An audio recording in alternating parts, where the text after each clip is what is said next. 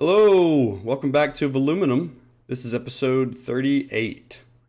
Today we're starting in the Creeper slash Husk farm perimeter, aka TNT perimeter. And if you can see, it's a little bit bigger than it used to be. This was the rectangle that I originally planned out for the two farms, to have one here, the Creeper, and this is the Husk farm. So there were going to be two separate farms in this one perimeter, and that is still the case, except it's going to be much bigger. And I actually squared it off. It is going to be a square instead of a rectangle now, and there's map art that I'm going to be placing in the floor to represent it being a TNT-esque perimeter. And so this is going to be a lot more to dig. I went ahead and built this dig storage posted by Speedcuber in the TMCA Discord. He is from the Mechanists server, and this is one that they came up with, or expanded on, I think, and it's perfect for digging perimeters. You've got all the blocks down here that you would dig in a perimeter, and it's all sorted up here properly to where you can chunk everything into this box here. You can chunk full boxes, partially filled boxes of mixed items into that box, or loose items. They'll all be dumped out into the storage here.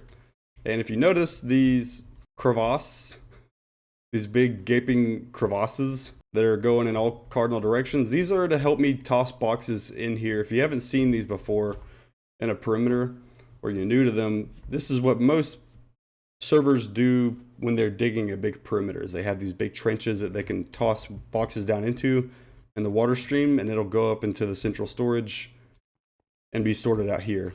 I know I could have this wasn't necessary. I know I probably could have just done what I was doing and pack all the boxes up and then take them and dump them over into the end portal like I have been doing in the main storage, but this thing will pack them much faster, and it has an automatic chunk loader. So when this system is activated, back here, these turn on.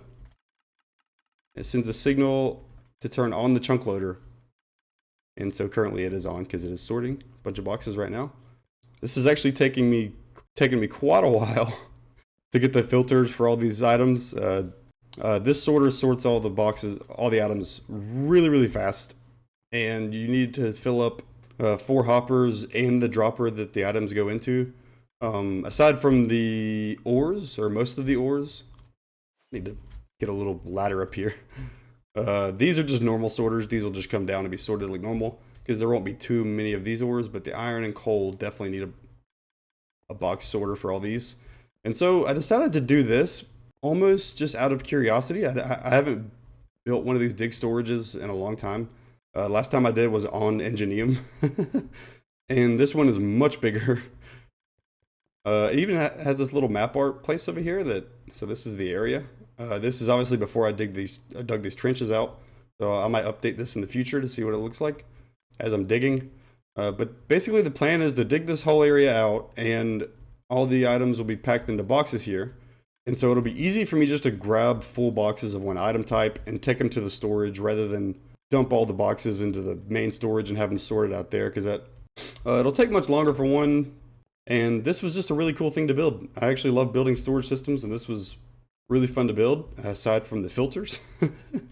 And it's really cool just to watch it work. It's amazing how fast it is, and everything goes over and gets sorted, and if it doesn't get picked up, it goes around again until it is sorted. And these things sort so fast that it doesn't miss anything. I mean, you can throw tons of stuff at this. I mean, this was basically designed for a server to use, so it can handle the input of a lot of boxes at once. And there's even some backlog of boxes if you put too many in there at once.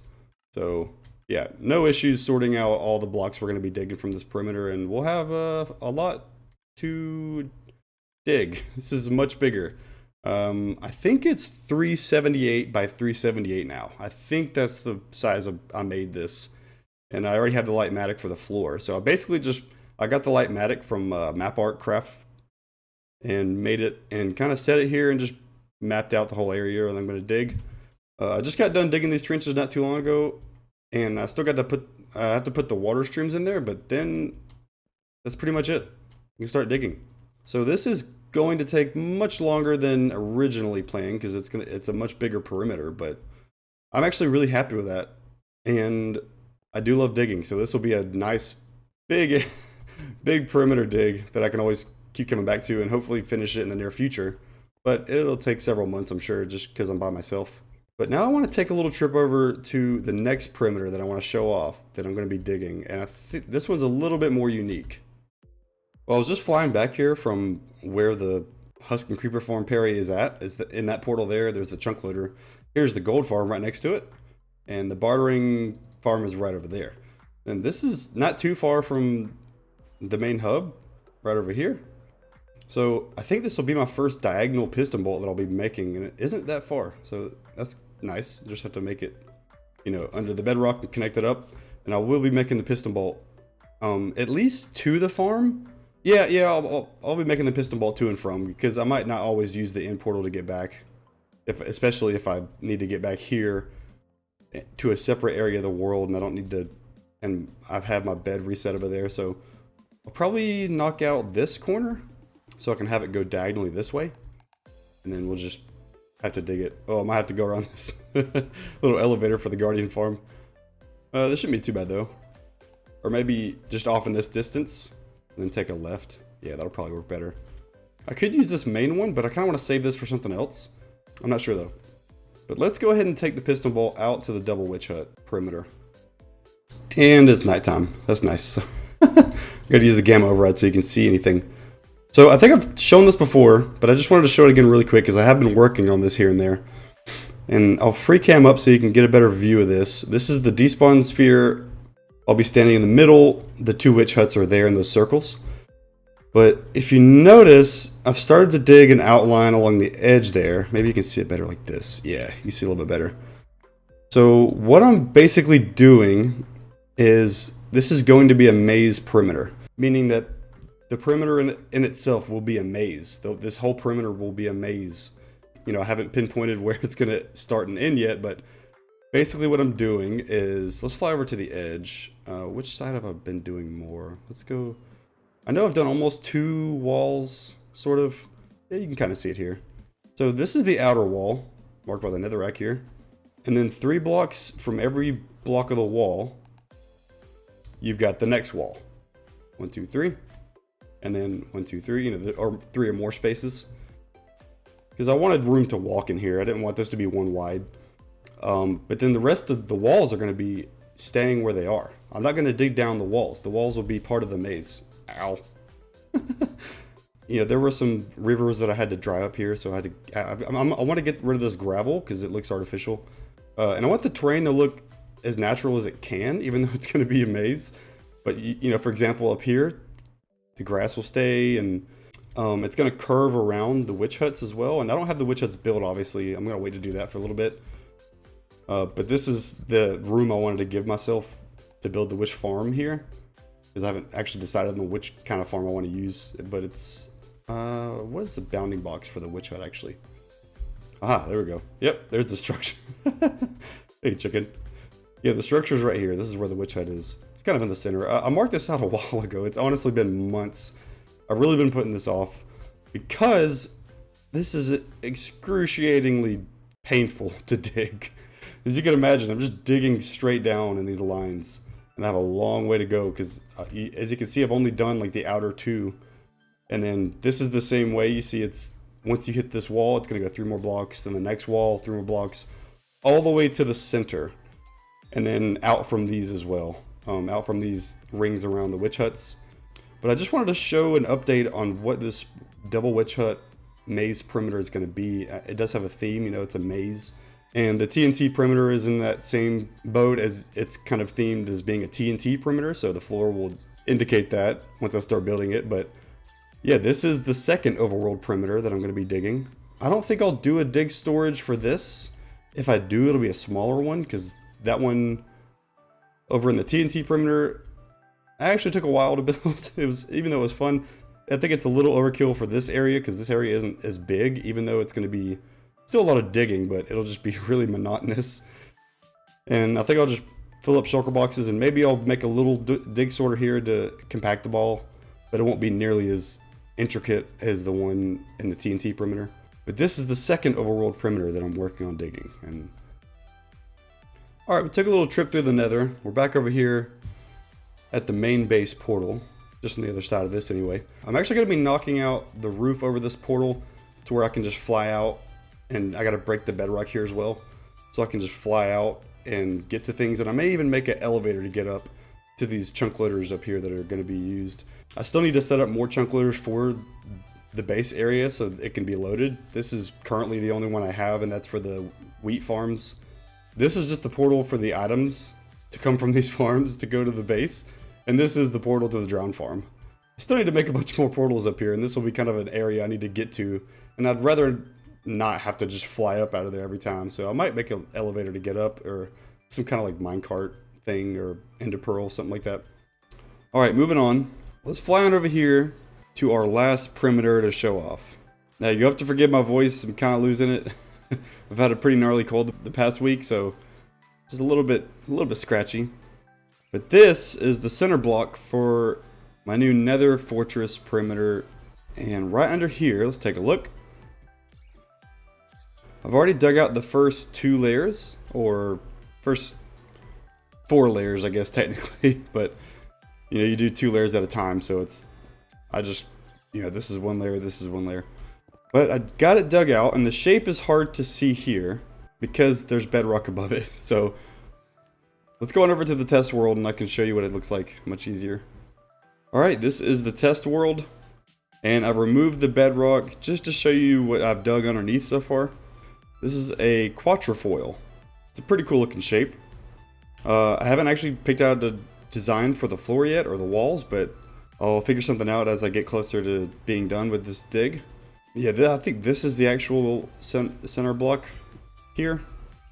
And if we go straight down, we can see our... Oh, there's a... This, I think, is the center block that I picked. But I picked it because there are 4 intersections that are going to be here. And this is actually a nether fortress pretty close. I think the base area is just right over here. Yep, right over there. And this is another fortress really close by, actually. And I'm making a new nether fortress farm because this is much closer than the other one. The other one's really far out there. And I'd also like a different kind of design. One that's going to be a full perimeter farm. Much bigger, probably faster than the other one. So yeah, this is a 4 cross-section fortress right here. And we're going to make a farm out of it. I think it'll be fun to do something different than the other fortress farm that I've got so far. And this will be another cool perimeter to be digging. I could take a break from one of the 2 overworld perimeters and come dig another perimeter. I don't need a beacon for this one, for example, so it'll be a little bit easier to dig, I feel like. And no storage is really obviously needed since it's just netherrack mainly. And some quartz, glowstone, you know, nether brick once we get down here. What's up, guys? So yeah, I'm on layer 118 or 119 now, however you wanted to classify it. Almost done with this layer though, only a little bit more. You can't quite see the shape of the perimeter from down here yet because I haven't gotten down this far, but it'll be more apparent once we do get down here. And I might start putting up the walls once we get down below, like this initial nether roof part. Because it'll help me shape out the perimeter here, because not all of this needs to be dug. I think it'll, you know, go out to like there maybe. Hopefully not too much lava. Well, definitely some lava that'll need to be removed, but I think it'll be okay. We'll just either bucket it or come up with some kind of sand placer, sand or gravel placer, fill in all the lava and dig it out. Alright, if you remember, I talked about breaking the bedrock above the base portal earlier in the episode, and that's what I was doing here in this clip. I just decided to record a little bit of it. I'll speed it up so it's not too unbearable to watch, but just using the lazy chunk detector method with some dragon eggs and ended up breaking it all down. And so if you're new to the channel, I am using dragon egg bedrock breaking with the carpet feature that was reintroduced for newer versions from 1.12. I think it was fixed in 1.13. That's unfortunate, but I felt justified to re-enable it in this world. make things a lot easier with bedrock breaking. But even though there's some new methods out to use pistons, and there's a really good method by Desktop Folder that I've been contemplating whether or not I should disable this and use the normal way that's now been more modernized. If you have any opinion on that, comment below and let me know. How do you feel about disabling the dragon egg bedrock breaking and just using the vanilla way to do things from now on? Or do you think it's justifiable to have these in the game now that, since they were a feature and they were taken out basically for no reason? Also, I'd like to get your input on whether or not you think it's worth breaking all of the bedrock above this perimeter that I'm going to be digging in the nether here. There's a certain sections that I am going to be breaking the bedrock regardless above the cross sections, so the rates will be increased because there'll be no blocks over the farms.